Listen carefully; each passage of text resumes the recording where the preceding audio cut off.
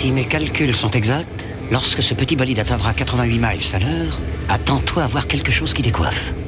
À l'heure du goûter, on écoute le Magal West sur West Track Radio. Interview, rubrique, micro-trottoir et musique sur West Track. Nom de Zeus! Bonsoir à tous et bienvenue dans ce Magal West du 26 octobre 2023. Les conditions météorologiques s'annoncent houleuses pour le départ de la Transat Jacques Vabre. Mathieu nous donnera plus d'informations dans le Flash Info du jour dans un instant. On parlera aussi théâtre aujourd'hui avec la pièce de théâtre d'amour.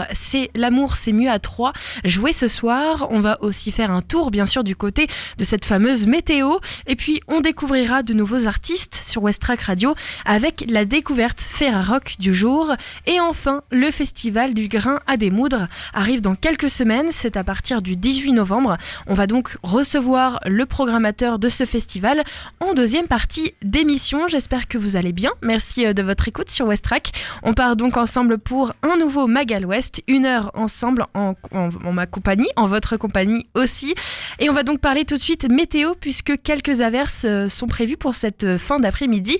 Direction donc la météo pour connaître les températures pour ce soir.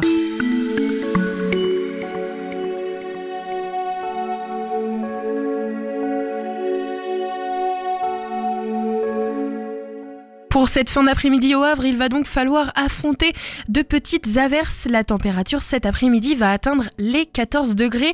Le vent devrait aussi atteindre une moyenne de 20 km/h. Il sera orienté pour cette fin d'après-midi vers l'ouest. En soirée, le ciel sera fortement couvert. La température va retomber autour de 11 degrés et le vent devrait atteindre en moyenne les 16 km/h, tourné vers le sud-ouest. Pour demain, vendredi, le soleil se lèvera à 8h40 et se couchera à 18h47. On perdra donc 4 minutes de soleil. Au niveau des températures, il fera plus froid qu'aujourd'hui. Demain matin, par exemple, le ciel sera plutôt nuageux. La température sera donc plutôt fraîche. Elle sera aux alentours de 12 degrés. Mais la température ressentie sera d'autant plus fraîche aux alentours de 11 degrés. La force du vent va osciller aux alentours de 23 km/h en direction du sud-ouest. L'humidité sera plutôt forte dans l'air, elle sera de 87%. Demain après-midi au Havre, il va pleuvoir, la température sera comprise aux alentours de 14 et 13 degrés au Havre, au Tilleul et à Cuverville. Le vent devrait atteindre en moyenne les 23 km/h direction sud-ouest. Et enfin en soirée pour demain, le ciel sera légèrement nuageux, la température va retomber aux alentours de 11 degrés.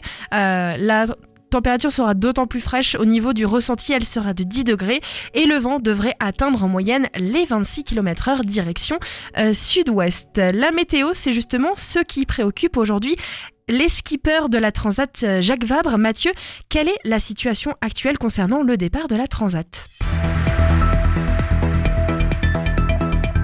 Bonjour à toutes et à tous, les actualités locales de ce jeudi 26 octobre. Les conditions météorologiques annoncées au départ de la Transat Jacques Vabre ce dimanche 29 octobre animent certaines conversations sur les pontons du bassin Paul Vatine, au point que bruise déjà la rumeur d'un éventuel report du coup de canon. Comme souvent en pareilles circonstances, encore trop tôt pour statuer selon les organisateurs. S'il faudra effectivement attendre que les modèles météo s'affinent au cours des prochains jours, il semble néanmoins certain que les 95 bateaux et 190 navigateurs s'élanceront sur une mer agitée dimanche ou les jours plus tard. C'est un jour que les sapeurs-pompiers du Havre ont bien cru ne jamais voir venir. Lundi 16 octobre au soir, les 70 pompiers de la caverne du Havre Sud sur le port ont effectué leur dernière garde à Vétillard, comme le nomment les Havraises et les Havrais. Dès ce mardi 17 octobre, les soldats du feu ont intégré leur nouvelle caserne rue du Général Hoche dans le quartier de l'Eure, 15 ans après le lancement du projet d'un nouveau centre d'incendie et de secours au Havre. Au total, cette nouvelle construction aura coûté plus de 10 millions d'euros. Plus d'une centaine de pompiers sont affectés à ce nouveau centre d'incendie, particulièrement tourné vers le port et la zone industrielle. La caserne abrite plusieurs équipes de pompiers spécialisés. Chaque année, les sapeurs-pompiers du Havre Sud réalisent environ 5000 opérations sur le terrain selon le SDIS 76. Désormais, dans leur nouvelle caserne, les pompiers devraient voir leur secteur d'intervention agrandi. En mai 2022, le lycée Siegfried au Havre célébrait le centenaire des décès de Julie et Jules Siegfried à travers entre autres une exposition retraçant l'histoire du lycée. Des clichés photographiques sur plaques de verre et documents anciens sauvés de l'oubli avaient permis une redécouverte de la longue existence de l'établissement. Dans la foulée fut retrouvée dans un local technique une plaque de marbre sur laquelle sont gravés les noms de plus de 40 élèves morts pour la France lors de la Grande Guerre. La décision fut vite prise par le proviseur de conserver leur mémoire, restaurer la plaque et la réinstaller au sein du lycée. Le projet a pris de l'ampleur avec l'intérêt que lui porte Cyril Bento, professeur en charge de 3 classes de BTS. Passionné d'histoire, il a décidé de lancer ses élèves par binôme, chacun sur les traces d'un de leurs prédécesseurs morts pour la France. L'appel est donc lancé pour tous les Havrais et Havraises afin de retrouver d'éventuels descendants. Les services de la mairie du Havre sont régulièrement sollicités par des propriétaires d'animaux décédés qui souhaitent disperser les cendres de leurs compagnons dans un endroit dédié. C'est désormais possible. Un jardin du souvenir pour animaux de compagnie a été créé dans l'arboretum des conifères au sein du parc forestier de Montjon. Le site vient d'être inauguré. Outre la dispersion des cendres, un espace accueillera les plaques avec inscription de l'année de naissance et de décès.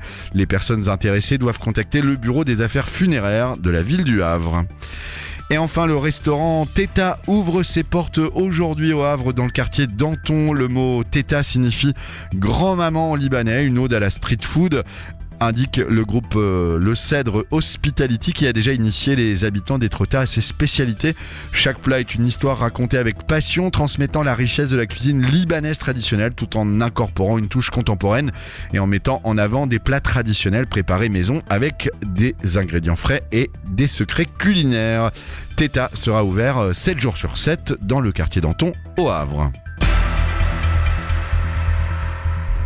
Merci Mathieu, et puis à noter aussi que le feu d'artifice tiré depuis le bassin Paul Vatine est avancé demain à 20h en raison des conditions météorologiques. Il devait donc être envoyé à partir de samedi à 20h. Finalement, ce sera bien demain à 20h qu'il sera tiré. Et puis bien sûr sur Westrack Radio, on vous tient au courant de cette transat. Ce sera d'ailleurs le sujet demain.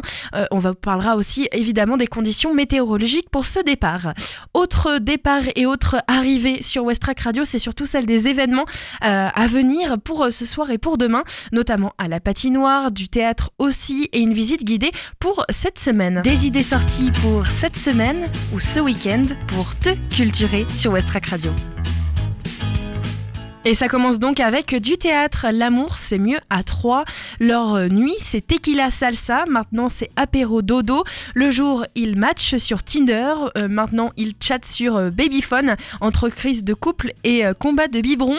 Les conseils d'une belle-sœur grande gueule et d'un bobo, je sais tout. Aujourd'hui, donc, à 20h, vendredi et samedi à 21h, dimanche à 15h, à la Comédie du Havre. C'est au 108 rue Maréchal Joffre. Le tarif est à partir de 16,99 et vous pouvez réserver au 08 26 38 13 00.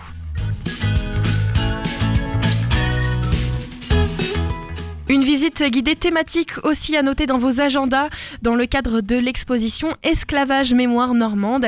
Gaëlle Cornec, médiatrice culturelle au MUMA, vous fera découvrir l'histoire de ces 2 sculptures contemporaines de l'abolition de l'esclavage à l'occasion d'une visite guidée thématique Les Nubiens de Charles Cordier. C'est aujourd'hui à partir de 17h15. Évidemment, il faut se dépêcher, quitter ce Magal Ouest pour vous y rendre, mais c'est encore pour la soirée. C'est à l'hôtel du Bocage de Bléville et c'est totalement gratuit. La réservation est conseillée directement à l'accueil du musée. Et enfin, un événement plutôt familial, puisque la patinoire se met aux couleurs de Halloween. Seul, en famille ou entre amis, venez frissonner à la patinoire pour fêter Halloween et participer au concours du meilleur déguisement. C'est vendredi à partir de 21h à la patinoire, qui se trouve 106 rue Louis Blanc. Entrée de 3 à 5,80 €. La location des patins est en plus de 2 € à 3 €. Entrée et location gratuite pour les moins de 3 ans. Et voilà encore de quoi bien occuper vos vacances et les enfants. En tout cas sur Westrack Radio, nous on est occupés puisqu'on est ensemble jusqu'à 18h, il est 17h09, merci de votre écoute. Et puis chose promis, chose due, je vous parlais tout à l'heure d'une nouvelle découverte d'un artiste ou d'une artiste, eh bien je devrais dire plutôt un duo de Parisiens. C'est ce qu'on va découvrir tout de suite grâce à notre découverte Ferrarock du jour. Le duo s'appelle Fleur Bleue, c'est un peu de douceur, un peu d'amour dans ce monde de brut. On va donc l'écouter tout de suite et juste après, eh bien, on continuera avec une petite découverte d'une association avec Nausicaa et en deuxième partie d'émission, on parlera évidemment cinéma avec un festival qui arrive très bientôt et on en parlera donc dans un instant. Avant, on écoute Fleur Bleue et surtout leur nouvel album à découvrir sur Westrack Radio. Westrack et la Fédération des radios associatives Musiques Actuelles, la Ferrarock, vous partagent la découverte musicale du jour.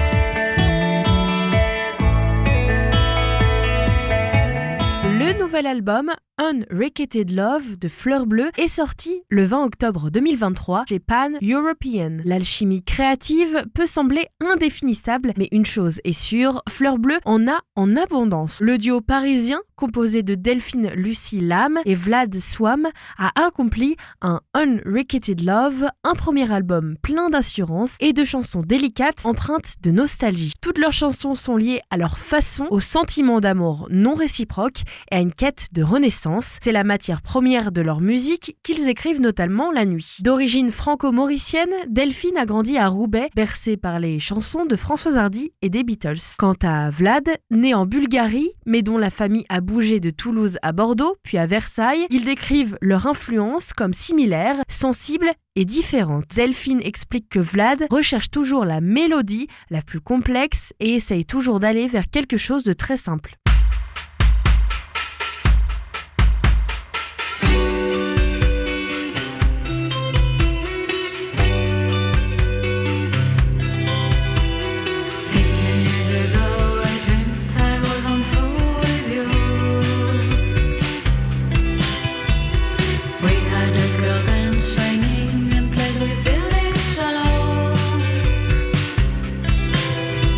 Since then I wasted all of my time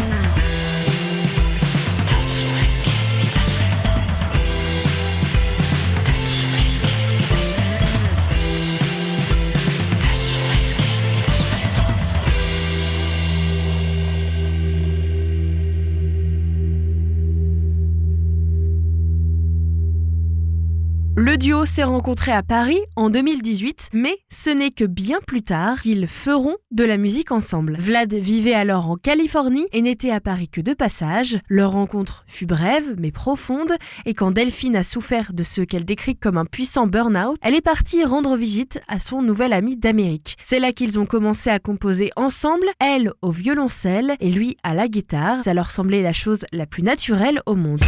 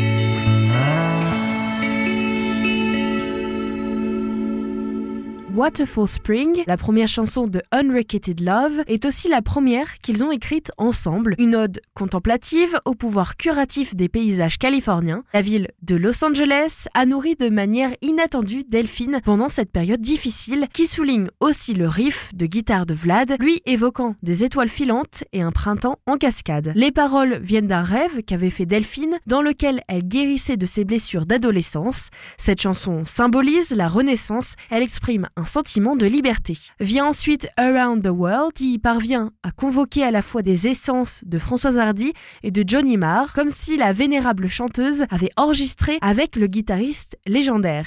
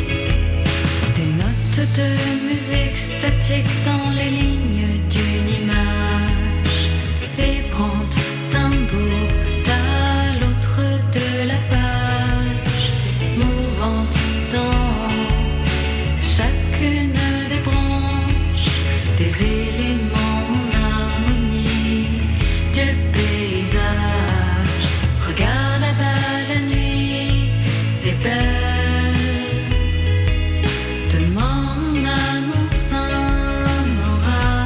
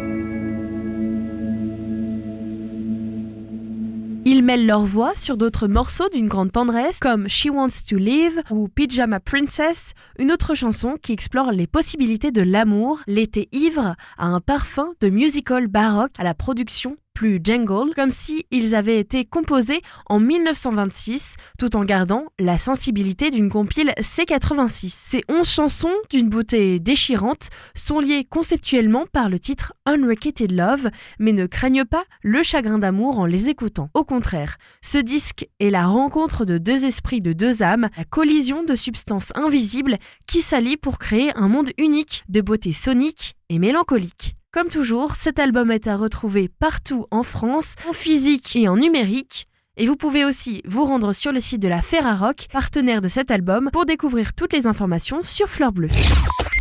Le Mag à l'Ouest, info, divertissement et bonne humeur sur Westrack.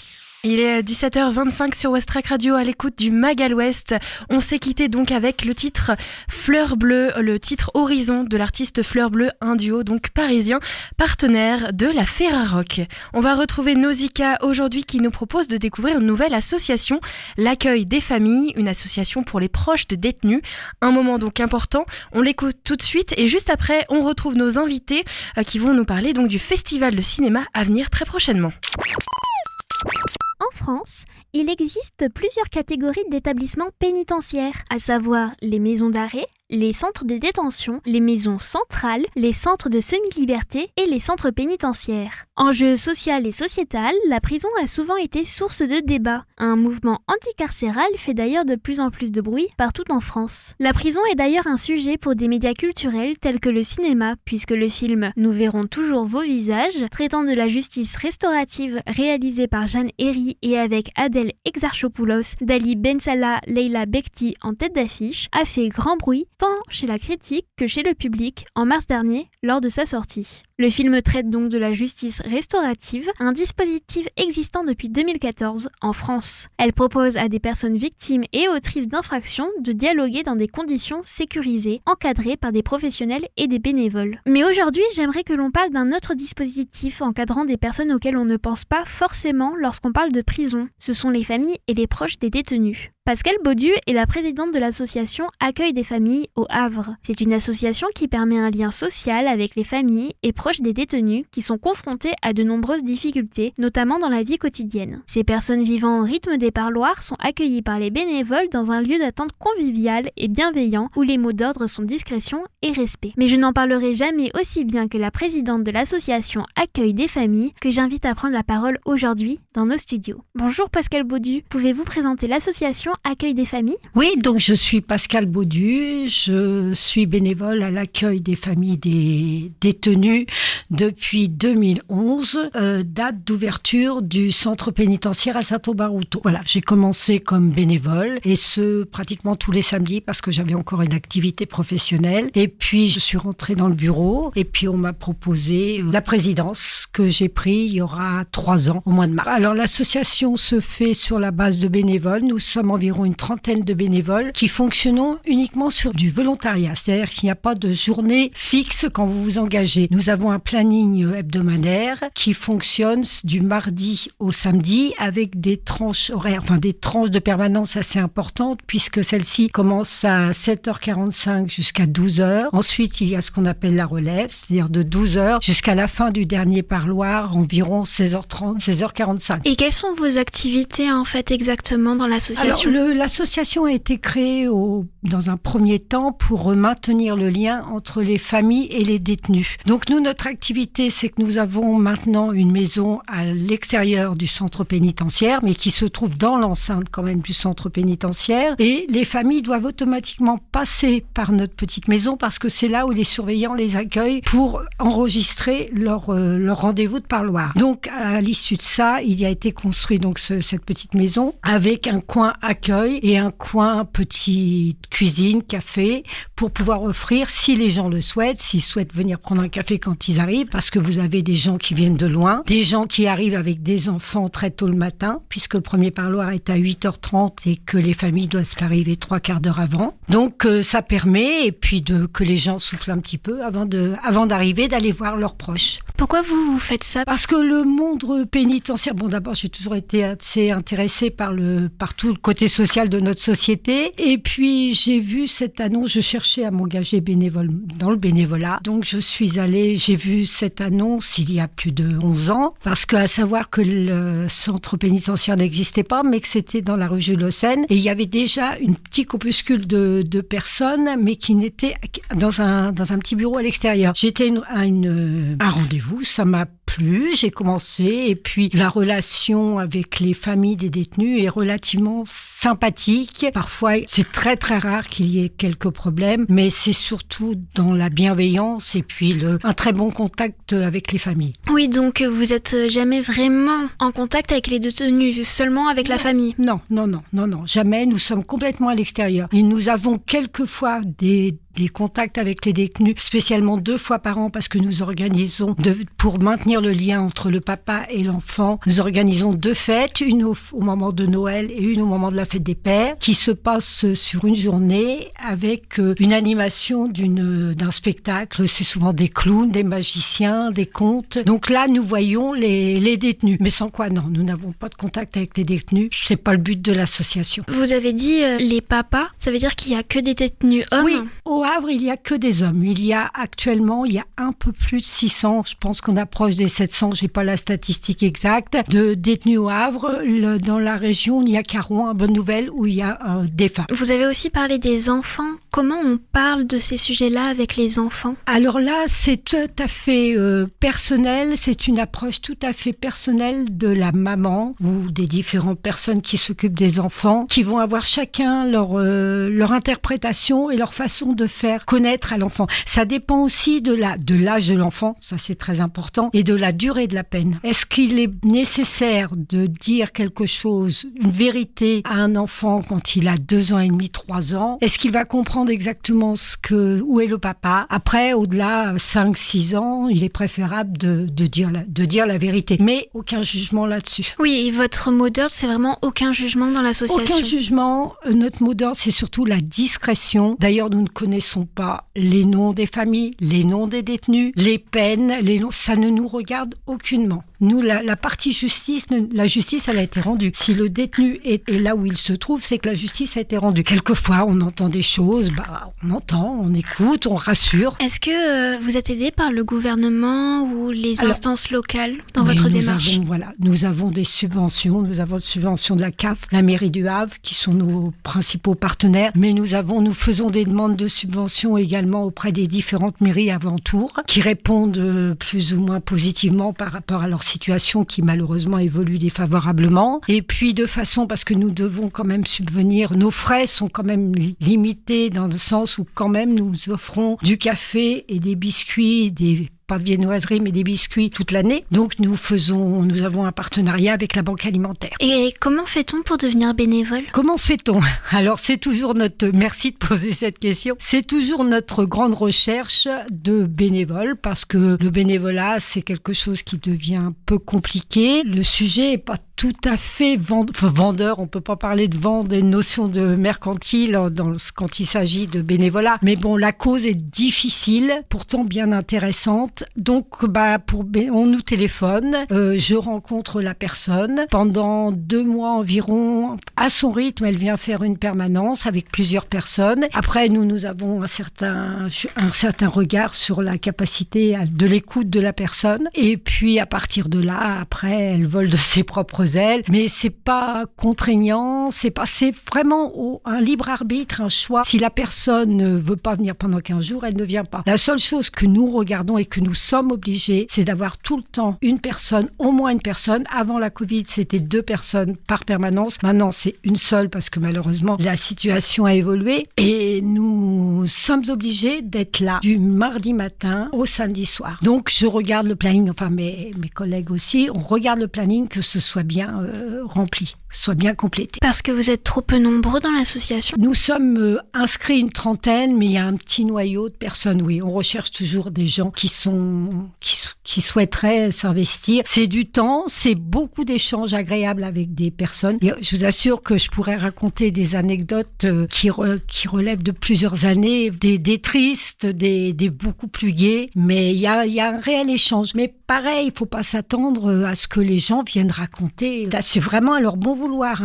Vous pouvez faire une permanence sans avoir aucun échange. Non, vous aurez un échange parce qu'il y a un document ou deux que l'on doit remettre à chaque permanence, mais c'est au bon vouloir des familles. Puis vous avez des permanences, vous avez des journées qui sont plus chargées que d'autres. Les mercredis, les samedis sont des journées, ce qu'on appelle nous des grosses journées, parce que vous avez des enfants et des personnes le samedi qui viennent de l'extérieur. Est-ce que, en plus de faire donc l'accueil des familles, l'association milite aussi pour les meilleures conditions dans les prisons ou ce genre de choses ? Non, pas du tout. On essaye de faire, on essaye de développer un petit peu nos actions, mais c'est tout à fait à titre individuel, tel que je peux être contactée par une personne de l'extérieur. Ça m'est arrivé il y a un mois, une personne de l'extérieur qui n'était jamais venue au Havre, qui allait venir voir son compagnon. Donc là, j'ai fait un petit investissement personnel d'aller la chercher à la gare, de l'emmener, de lui trouver un hôtel. Voilà, c'est le genre de choses, mais militer, non.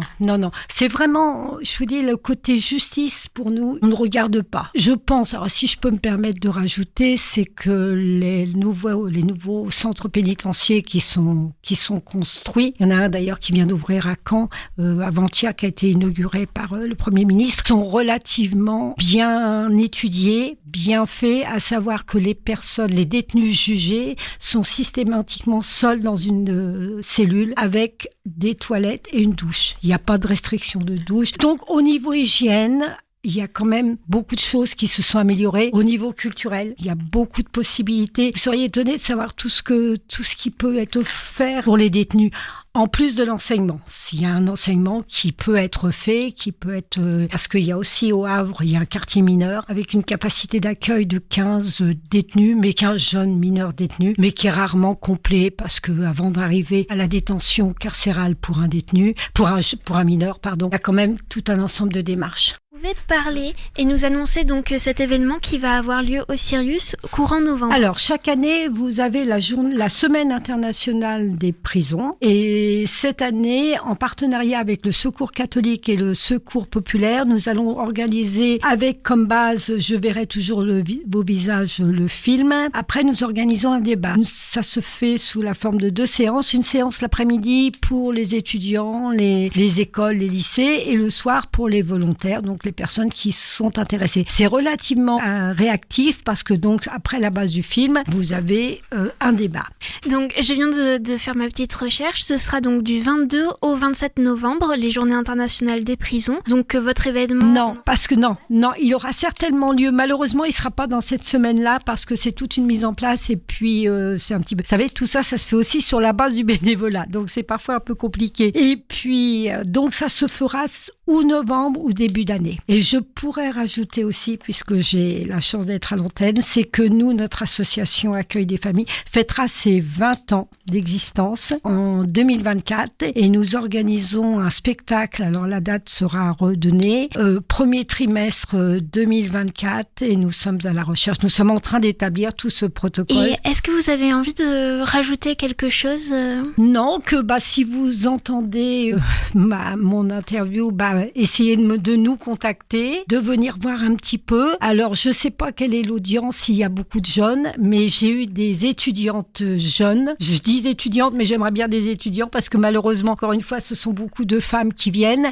Des jeunes qui font des études sociaux, des études psycho, qui viennent. Alors, c'est difficile qu'ils s'engagent définitivement, mais pour eux, c'est intéressant. Puis, pour les familles des détenus, c'est aussi intéressant de voir des jeunes parce qu'ils voient que des personnes un peu âgées. Voilà, j'espère que j'ai répondu à vos questions pour continuer à faire progresser notre association. Merci beaucoup Pascal Baudu pour cet échange autour de votre association Accueil des familles qui permet un lien social entre les familles et proches des détenus et un accompagnement bienveillant et respectueux. Si vous avez envie de vous lancer dans le bénévolat à ses côtés, je vous conseille donc de vous rendre sur leur site internet accueilfamille76.fr ou les contacter via leur adresse mail accueil-famille-le-havre@orange.fr ou encore par téléphone au 02 35 30 55 41. C'était Nausicaa pour Westrack Radio. Merci Nausicaa. Et puis si vous souhaitez plus d'informations, vous pouvez bien sûr retrouver toutes les infos sur le site de westrack.com. Le Grain des Moudres, c'est le sujet du jour. C'est un festival de cinéma au Havre. Le festival fête cette année sa 24e édition du 18 au 26 novembre. Et pour nous en parler, j'ai invité dans le studio de Westrack William. Bonjour William. Bonjour à vous. Et tu n'es pas seul. Aujourd'hui, on a deux autres personnes, Léa et Adam. Bonjour à vous. Bonjour. Bonjour. Alors Léa et Adam, vous faites partie des 30 jeunes qui participent donc à ce festival et qui ont participé à la programmation notamment. Est-ce que vous pouvez m'expliquer un petit peu comment vous êtes arrivés dans cet asso ? Alors moi, ça fait déjà 8 ans que je suis dans l'association.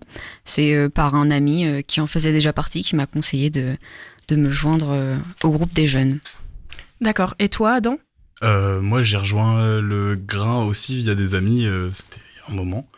Et c'est seulement un ami qui en faisait déjà partie et qui m'a dit « Viens voir » et voilà. Et alors, qu'est-ce qu'on fait quand on participe au Grain des Moudres et qu'on est jeune ? On regarde beaucoup de films, beaucoup de films. Et dans le but de pouvoir faire une sélection à la fin et proposer un festival sur cette sélection. Et voilà. C'est quand même c'est intense quand même comme investissement associatif. C'est un samedi sur 2, c'est une semaine pendant les vacances scolaires où on regarde beaucoup de films, on débat, on fait des analyses filmiques, il y a des professionnels qui nous encadrent, on a aussi des ateliers de réalisation, de montage pour apprendre plein de choses sur le cinéma. Donc c'est assez dense et ça demande quand même pas mal de temps personnel. Vous aviez une appétence pour le cinéma avant de joindre l'asso ? Oui. C'est pas obligé d'être oui la réponse. C'est pas parce qu'il y a William à côté qu'il faut dire oui. C'est une vraie question. Non, oui, moi j'avais une appétence depuis le début, depuis longtemps dans le ciné, parce que j'ai fait une section audiovisuelle à Jean Prévost à Montivilliers. J'ai monté une asso de ciné à côté parce que j'en fais depuis longtemps et à la base j'étais dans la photo. Et du coup, de fil en haleine, j'ai fini par faire des films avec des amis. Et voilà. Léa, tu nous disais que c'était intense. Vous êtes jeune, vous avez moins de 25 ans, qui est la condition pour pouvoir participer à ce festival et à cet asso. Comment est-ce qu'on fait pour lier une vie sociale, des études ? Je sais qu'il y en a un de vous deux qui est étudiant. Léa, toi, tu as même fait des études à Paris. Comment est-ce qu'on arrive à lier ça avec l'asso et puis une passion aussi ? Faut donner quand même beaucoup de son temps et être prêt à s'investir sérieusement parce que en fait il y a quand même une responsabilité derrière et on en est conscient quand on rentre dans l'association. Mais comme c'est aussi notre passion, on compte pas le temps qu'on y passe et on passe du temps avec les autres jeunes qui deviennent au final nos amis parce que on passe énormément de temps avec eux. Donc c'est vrai que oui, du coup il y a un week-end sur 2 et pendant les vacances, mais quand ça nous plaît, on compte pas vraiment, quoi. Ouais, non, en effet, on compte pas vraiment les heures de taf où on est en train de regarder des films, en train de débattre sur ces films. Après, moi, je sais, en étant en études à côté, des fois, ça passe un peu à la trappe. Non pas les études, mais faut bien sacrifier quelque chose à un moment. Et même après, si on veut avoir une vie sociale à côté, voir nos amis, il faut réussir à jongler un peu avec tout. Et par exemple, pendant le festival... c'est pendant une semaine de cours et sauf que pendant le festival on a besoin de bénévoles pour pouvoir organiser tout, aider les organisateurs, non pas les organisateurs mais les coordinateurs à pouvoir mettre en place tout parce qu'il y a des scolaires qui viennent, il y a beaucoup de choses qui se font et donc ils ont quand même besoin de jeunes. Du coup ça fait office d'excuse pendant une semaine où on va pas forcément en cours, mais pas pour tous, si c'est possible et faisable avec les études qui sont en cours. Bon, on gardera le secret, on le dira pas. William, on laisse les jeunes aux manettes, mais ça veut dire qu'il faut pas non plus faire n'importe quoi. Il y a une certaine rigueur dans la sélection. Oui, en fait, l'idée, c'est quand même de proposer à tous les jeunes qui ont une appétence, en tout cas qui s'intéressent au cinéma, à l'audiovisuel, à l'image en général, de toute l'agglomération, dès 13 ans, s'ils ont envie de rejoindre la structure, c'est possible. Dès la fin d'un festival, dès le mois de décembre, en fait, on a des places qui se libèrent et donc des jeunes qui peuvent rejoindre la structure. L'idée, c'est que c'est un investissement important, c'est une activité extrascolaire, donc comme un jeune pourrait faire du théâtre ou de la danse.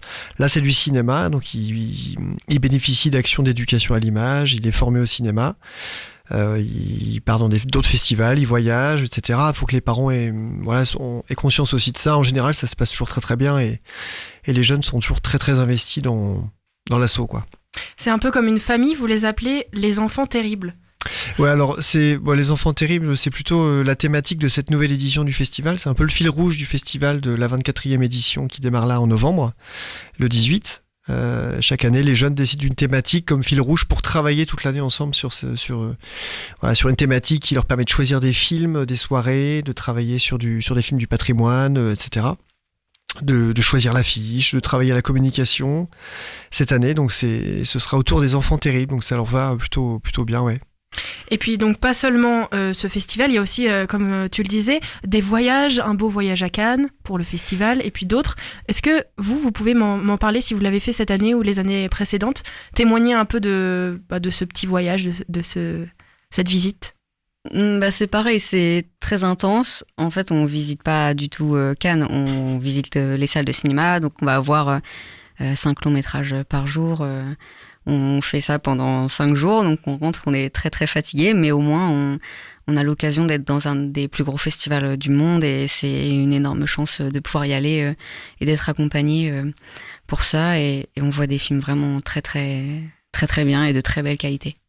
Ouais, l'idée, encore une fois, c'est pas d'organiser des voyages, des sorties scolaires ou les jeunes, on les appelle les jeunes organisateurs, c'est qu'ils sont accrédités dans des festivals comme n'importe quel professionnel. La singularité de l'Assaut du Grain des Moules, c'est que ce sont des jeunes professionnels, donc ce sont des jeunes programmateurs. C'est ce qui en fait un festival unique, en fait. Donc ils sont accrédités comme n'importe n'importe quel professionnel, et ils font les festivals les plus importants. Donc effectivement, on parlait de Cannes, mais il y a d'autres festivals comme le festival du court-métrage de Clermont-Ferrand. Ça fait des années que les jeunes s'y rendent. Le festival du film d'animation d'Annecy.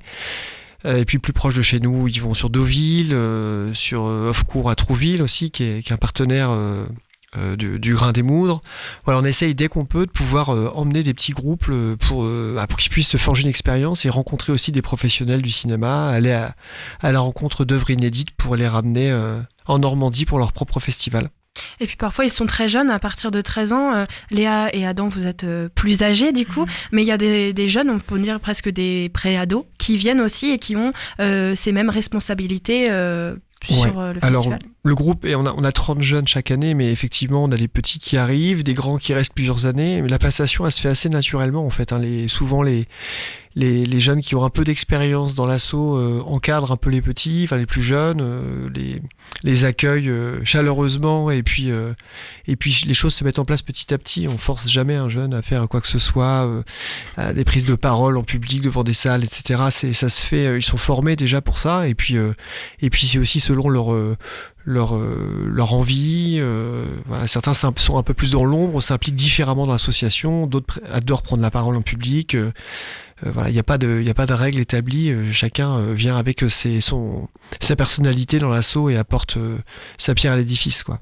Vous vous rappelez de votre premier festival, du coup, tout le travail, et puis enfin, le public arrive et vous voyez en fait le résultat de tout ce travail et de tout ce que vous avez accompli? En vrai, le premier festival, c'est le meilleur festival parce que tu te rends compte que tu t'as pas fait ça pour rien et qu'il y a vraiment des gens qui viennent voir ce qu'on a fait comme travail et du coup, c'est une énorme fierté, quoi. Oui, effectivement. Et pour revenir sur ce que disait William, moi, je suis arrivé au Grain, j'avais 14-15 ans et il y a des jeunes qui ont 22-23 ans. Et en fait, le fait d'être en contact avec des plus vieux, ça permet d'avoir une aisance à l'oral qui arrive plus vite parce que on les voit présenter des films pendant le festival. Du coup, on a envie de faire comme eux. C'est un peu des modèles quand on arrive petit et du coup, on grandit un peu avec eux. Enfin, c'est un peu les grands frères qui nous montrent un peu quoi faire. Et moi, je me rappelle, sur mon premier festival, au début, on est timide de présenter les séances, les choses comme ça. Et puis, en fait, on se rend compte que c'est pas si dramatique que ça, qu'il y ait énormément de monde devant soi. Parce que, en soi, c'est comme si on parlait à une unité, parce qu'on les voit pas trop sur scène. Donc, c'est plutôt... moi, j'en garde un très bon souvenir, justement, de mon premier festival. Ouais, effectivement, on se rend compte qu'on n'a pas fait ça pour rien, quoi. Non, puis c'est vrai que sur le Festival du Grain des Moudres, on accueille aussi des professionnels du cinéma, donc on a des jurys professionnels qui viennent effectivement assister aux films qui ont été sélectionnés par les jeunes. Donc il y a quand même une pression, enfin il y a quand même un enjeu un petit peu la profession vient au festival pour aussi voir ce que les jeunes peuvent programmer. Donc c'est intéressant comme concept. Et puis souvent nos jeunes ont à cœur de défendre justement les films qu'ils ont sélectionnés parce que ce sont les films qui leur tiennent à cœur, qui leur parlent directement, qui leur parlent du monde d'aujourd'hui, de l'actualité. Ce sont des films assez engagés, assez impliquants pour eux. Et encore une fois, on dit bien que c'est pas un festival jeune public. Souvent, il y a la confusion. On pense que Du Grain des Moudres, c'est un festival fait par des jeunes pour un jeune public. Pas du tout. C'est un festival fait par des jeunes, mais qui s'adresse bien à tout type de public. Donc un public adulte aussi. Dès 13 ans, n'importe qui peut venir adulte assister à des films de grande qualité, quoi. Du cinéma d'auteur comme on n'en voit pas du tout au Havre, enfin dans l'agglo en tout cas. Comment ça se passe pour la sélection, puisqu'on disait c'est quand même les jeunes qui sont mis en avant. Toi, tu as quand même un rôle de programmateur. Comment ça se passe ? Tu fais une présélection et tu proposes ensuite aux jeunes ?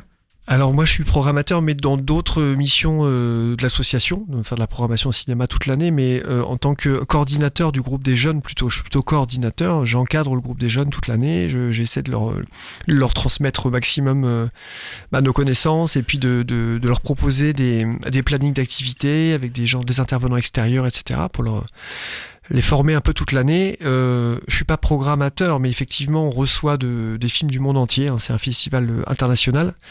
Court et long métrage, on a des plateformes dédiées où toutes les productions internationales peuvent déposer leurs films en début d'année et les jeunes puisent là-dedans. Donc effectivement, nous, on a un regard en tant que coordinateur, on présélectionne, en tout cas, on a un premier regard sur les œuvres avant que les jeunes puissent les voir quand même, parce qu'on reçoit vraiment des choses des quatre coins du monde, et puis il y a des choses plus ou moins amateurs, des choses qui ne les concernent pas directement, des films qui sont peut-être trop de violence. Il y a quand même un premier filtre, effectivement, parce qu'on a quand même des jeunes qui sont dans la structure, mais on essaye au minimum d'intervenir, c'est-à-dire qu'on les laisse quand même bien débattre entre eux, visionner, et puis souvent leur choix est toujours bien, ils défendent bien leur choix et ils sont complètement assumés après dans le cadre du festival, il n'y a aucun problème là-dessus. Cette année, c'est donc la 24e édition déjà. Il y a plusieurs rencontres, des ciné-concerts, plusieurs soirées. Est-ce que vous pouvez nous donner un petit peu le programme et puis pourquoi pas nous parler aussi des films qui ont été sélectionnés par vos soins ? Alors tout d'abord, on va débuter par notre cérémonie d'ouverture qui est présentée par les jeunes, qui a lieu à l'espace culturel de la Pointe de Caux à Gonfreville-Lorcher, samedi 18, donc à partir de 19h. C'est ensuite suivi par un ciné-concert à 21h. J'ai plus le nom de mémoire. Je sais que c'est fait par Grand Final, qui est un groupe havrais, et c'est L'inconnu de Todd Browning. Ensuite, on a notre journée famille le dimanche, le lendemain, aussi à Gonfreville-Lorcher, où on va de 15h à 18h présenter plusieurs ateliers d'éducation aux images pour les enfants et pour les plus grands. Donc on accueille beaucoup de public, c'est sur réservation conseillée.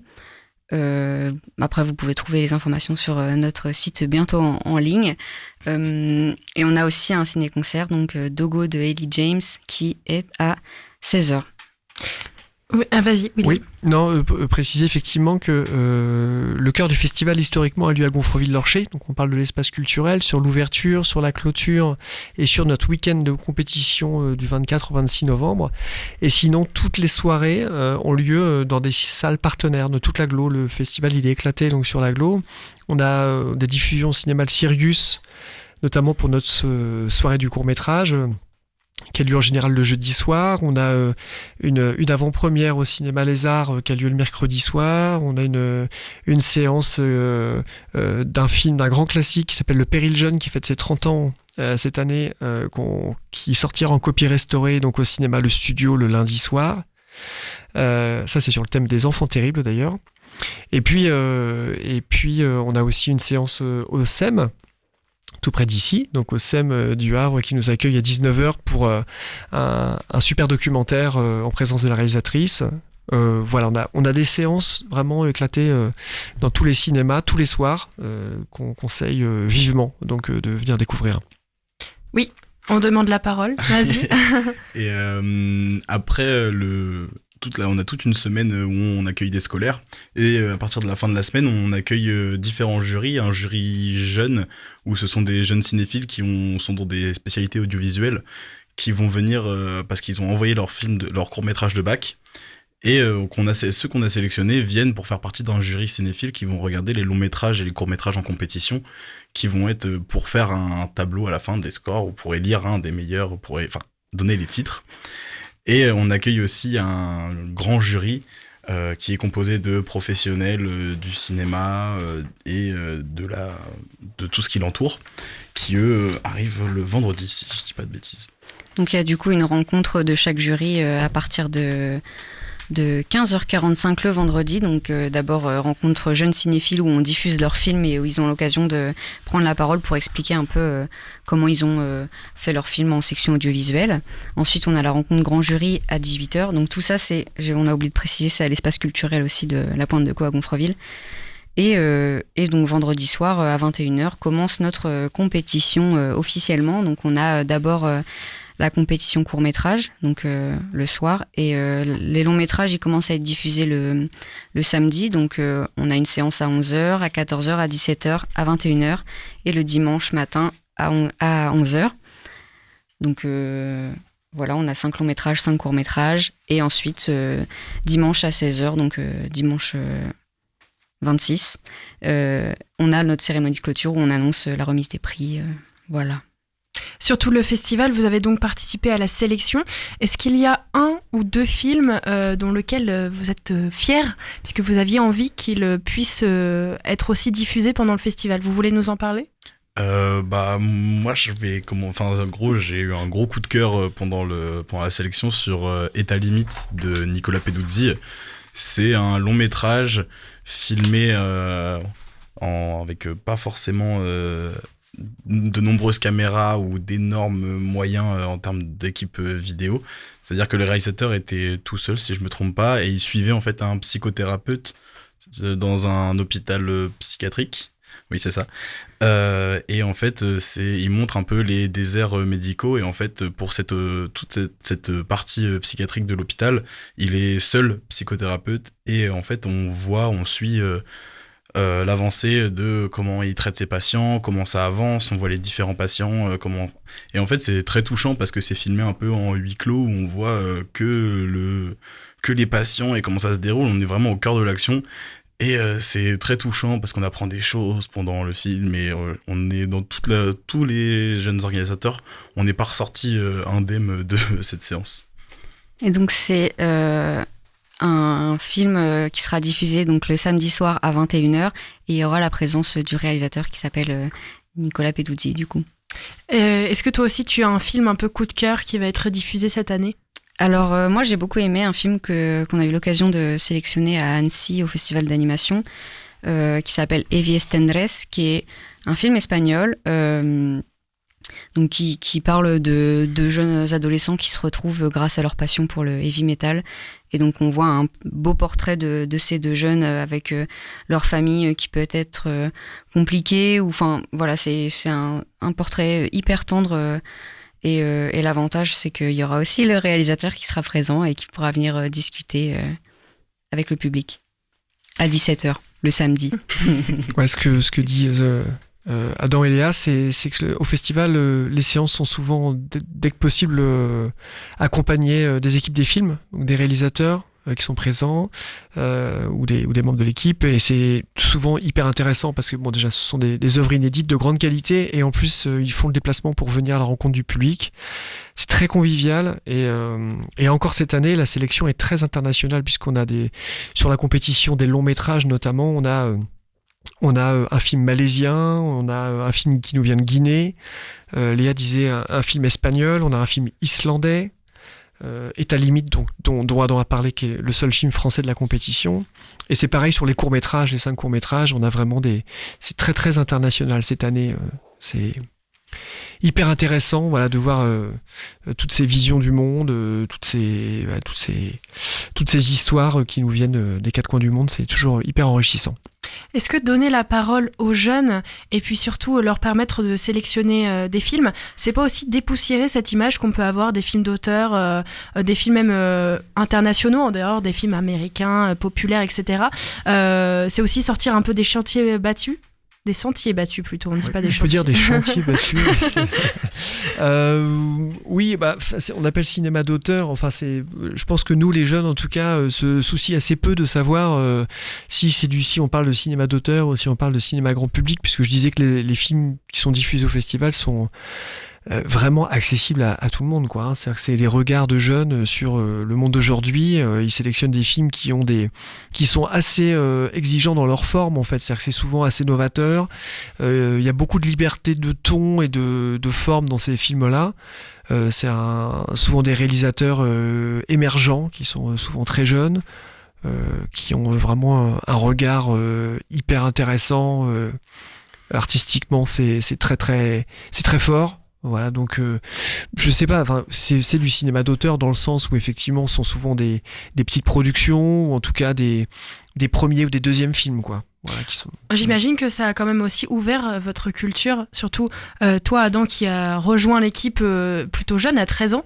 Vous avez l'impression d'avoir gagné, justement tu parlais tout à l'heure de fait de prendre la parole devant du monde, etc., d'avoir gagné en compétences, peut-être en analyse et puis en culture aussi?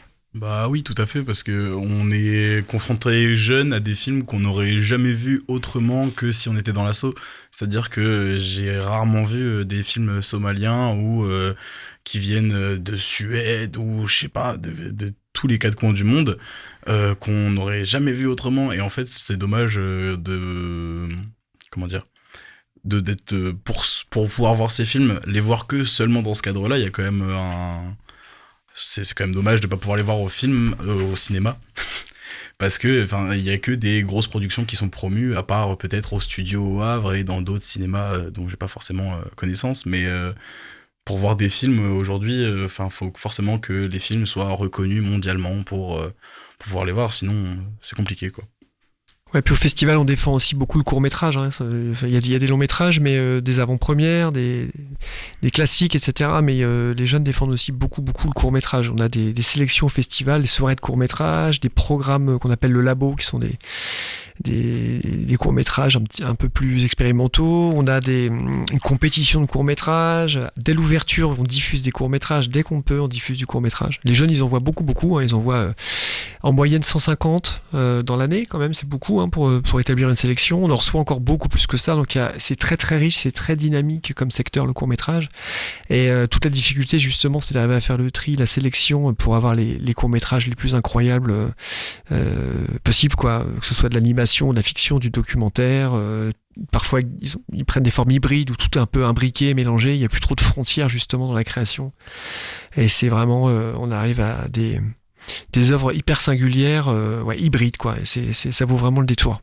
Il y a toujours de la place pour de nouveaux jeunes qui pourraient être intéressés de rejoindre l'assaut et puis le festival? Alors oui, parce que nous on fonctionne en année civile, donc le festival il démarre au mois de novembre. Donc pour les jeunes de 2023, les jeunes organisateurs de 2023, c'est la fin d'un cycle, c'est-à-dire qu'ils sont formés de janvier à novembre. Et nous, dès le mois de décembre, en fait, on sait déjà un peu les jeunes qui arrêteront pour des raisons diverses et variées, de temps, manque de temps, ou parce qu'ils partent un peu plus loin à étudier.